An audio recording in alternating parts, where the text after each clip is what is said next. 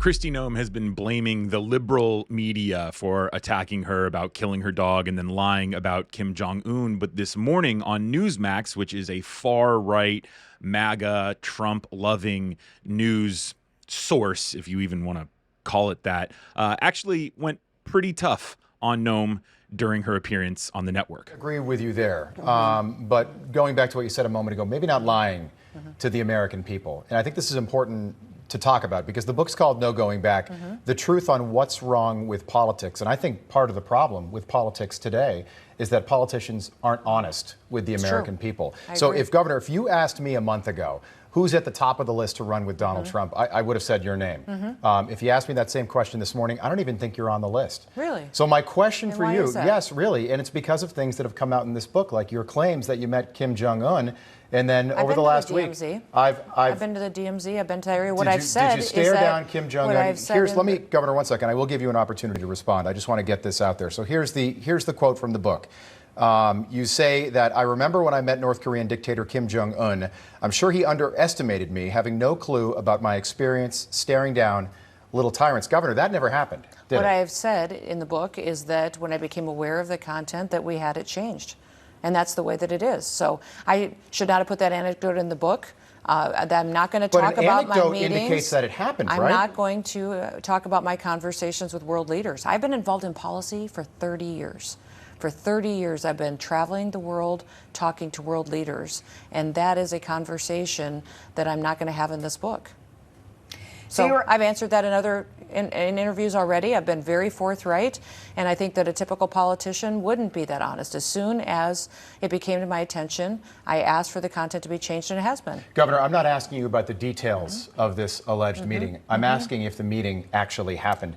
I don't think it did. And I think if it did, you'd be able to confirm for me that, yes, it did. And here's when it happened. It happened, say, at such and such a date or a month, or you don't have to be specific. I'm not going to talk about my conversations You're going to with world continue leaders. to have to answer this question then. I don't think so, because the average American citizen is more worried about the border.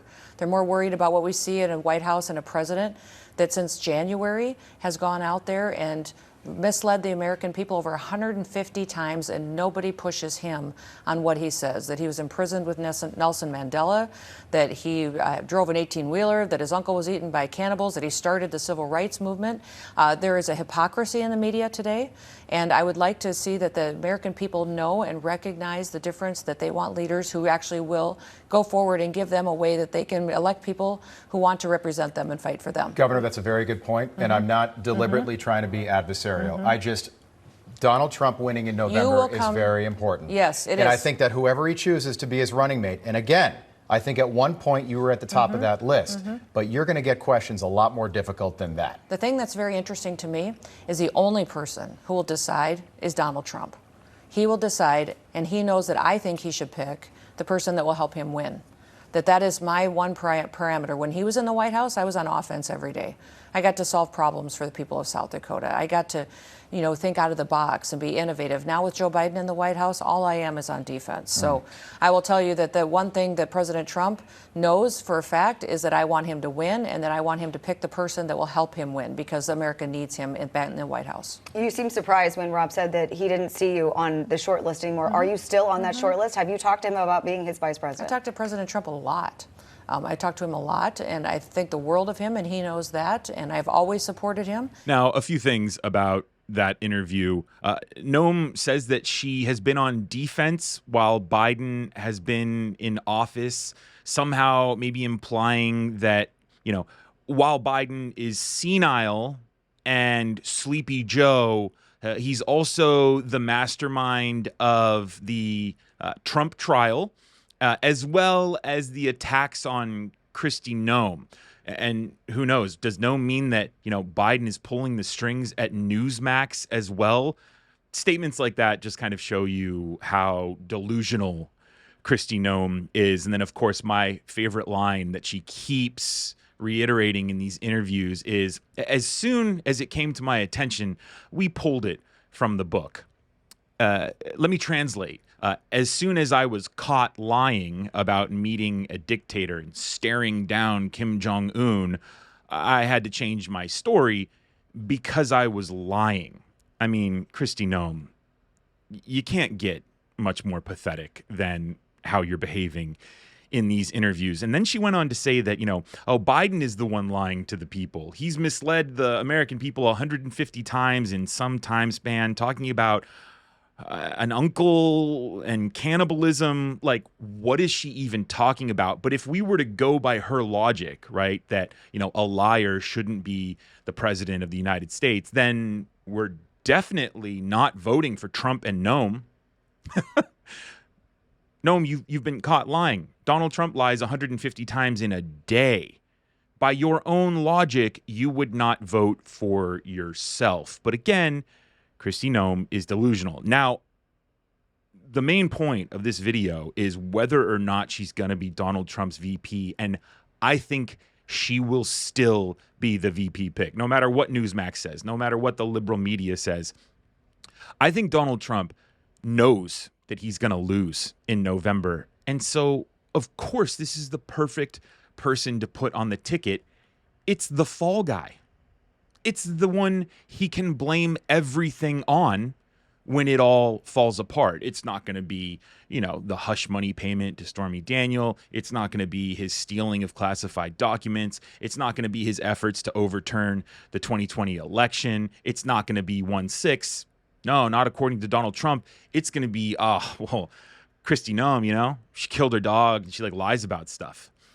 Kristi Noem is setting herself up here for a much worse position to be in after the election when Donald Trump throws you to the wolves. I mean, she thinks it's bad now during these interviews, getting caught lying, self-admitting to murdering her dog.